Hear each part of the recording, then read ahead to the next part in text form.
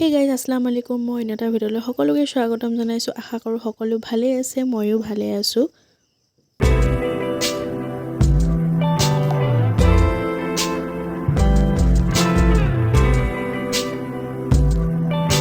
আজি ভিডিঅ'টো সম্পূৰ্ণ ঈদ বুলি কি আয়োজন কৰিছোঁ তাকে আপোনালোকক দেখাম বুলি ভাবিলোঁ মায়ে এফালে নিমকি বনাবৰ কাৰণে চালি লৈছে আৰু মই এফালে বেলিবলৈ লৈছোঁ মই বেলিম আৰু মায়ে ভাজিব যদি দুইজনী মানুহ আছোঁ ঘৰত সেইকাৰণে এজনীহে এটা কৰিলে এজনী এটা কৰিছোঁ আৰু এফালে মায়ে ষ্টভ জ্বলাই লৈ নিমকিখিনি ভাজি লৈছে মোৰ বেলা হৈ গ'ল আৰু নিমকি ভাজিবলৈ কাৰণে তলতে লৈছে যিহেতু গেছত ইমানখিনি নিমকি ভজা সম্ভৱ নহয় সেইটো কাৰণে তলতে ষ্টভটোকে জ্বলাই লৈছে আৰু কিছুমানে নিমকি বনালে বেলুতে ভাজ দি লয় আমাৰ মায়ে আকৌ কেৰাহীতে ভাজ দিয়ে আগতীয়াকৈ ভাজ দি ল'লে কিবা কেঁচা কেঁচা হৈ থাকে আৰু নিমকি প্ৰায় 50খন মানৰ ওপৰতে হৈছিলে আৰু মই এইফালে কেক এটা বনাবলৈ ল'লোঁ কেকটো আৰু ভিডিঅ'টো নকৰিলোঁ যিহেতু কেক বনাবলৈ সকলোৱে জানে সেইকাৰণে মই ভিডিঅ' বিশেষ নকৰিলোঁ আৰু এইফালে মই নাৰিকল লাডু বনাবলৈ কাৰণে নাৰিকলখিনি ভাজি ল'লোঁ আৰু এইখিনি বিস্কুট বনাম সেইটো কাৰণে বিস্কুটৰ কাৰণেও ৰেডি কৰি ল'লোঁ এতিয়া মই অভেনত দি দিম বিস্কুটখিনি এইফালে চব ৰেডি কৰি থৈছোঁ নাৰিকল লাডুখিনি হৈয়ে গ'ল প্ৰায় তাৰপিছত মায়ে মই বজাৰলৈ বুলি ওলাই আহিলোঁ বজাৰত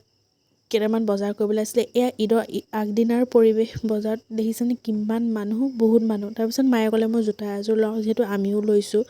মায়ে নল'লে বেয়াও লাগিব মাক ক'লোঁ সেইকাৰণে তুমিও কিবা এটা লোৱা আবাও কৈ আছিলে ল'বলৈ সেইকাৰণে তেওঁ ক'লে মই জোতা এযোৰে মোৰ দৰকাৰ হৈ আছে মই জোতা এযোৰে লওঁ তাৰপিছত বহুত চাই চিতি পচন্দ কৰাৰ পিছত ফাইনেলি এযোৰ জোতা পচন্দ কৰিলে ল'লে তাৰপিছত আমি ঘূৰি আহিলোঁ আকৌ বজাৰৰ মাজলৈ বজাৰত তাৰপিছত আকৌ পাপৰ আৰু চেৱৈ যিহেতু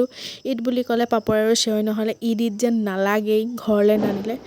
সেইকাৰণে পাপৰ আৰু চেৱৈ আনিলোঁ আবাই এয়া পচন্দ কৰি দিছে এইটো চেৱৈহে হেনো খাব সেইটো কাৰণে এইটো চেৱৈয়ে দিছে মাৰ পচন্দ নাছিলে কিন্তু আবাই ল'বলৈ ক'লে কাৰণে ল'লে তাৰপিছত ঘৰলৈ আহিবলৈ লওঁতে চাওকচোন ইমানেই গোলাঘাট বজাৰত ভিৰ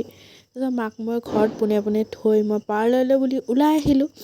যিহেতু মোৰ অলপ হেয়াৰ স্পা কৰিম বুলি ভাবিলোঁ হেয়াৰ স্পা কৰিলোঁ থ্ৰেডিং কৰিবলগীয়াও আছিলে কৰিবলৈ আহিলোঁ তাতেই মোৰ বাজি গ'ল 9:30 দুইজনী অকলে আছোঁ হাঁহি হাঁহি ধুনীয়াকৈ কৰি দিলে যেনিবা মোক ভালকৈ ফ্ৰীকৈ কৰি দিলে তাৰপিছত ঘৰ আহি দেখিছোঁ চাওক মায়ে গোটেই পৰ্দা লগাই আজৰি মই সুধিলোঁ তুমি যে কৰি থৈছা মই কৰিম বুলি কৈছিলোঁ মায়ে ক'লে তই ভাত তৰকাৰী বনাব লাগিব যিহেতু একো বনোৱাই নাই সেইকাৰণে মায়ে ক'লে মই লগাই দিলোঁ তাৰপিছত ইমান কৈছোঁ যিহেতু বোলে কুচনকেইটাকে লগাই দে সেইকাৰণে মই কুচনকেইটাকে লগাই দিলোঁ তাৰপিছত লাডুখিনিও সামৰি ল'লোঁ তাৰপিছত আহিলোঁ চব ভাজিবলৈ ভাত তৰকাৰী বনোৱানো কি দেখাই থাকিম